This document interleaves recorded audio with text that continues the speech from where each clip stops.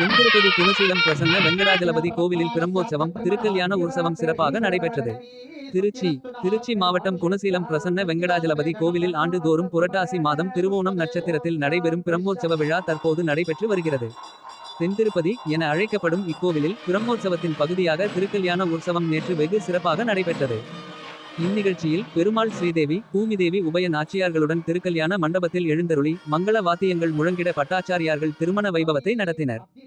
இல்லங்கள் தோறும் மங்களம் பெருகவும் பக்தர்கள் மன அமைதியுடன் வாழவும் ஸ்ரீபெருமாள் அருள் புரிவார் என நம்பிக்கையுடன் ஆயிரக்கணக்கான பக்தர்கள் தரிசனம் செய்தனர்.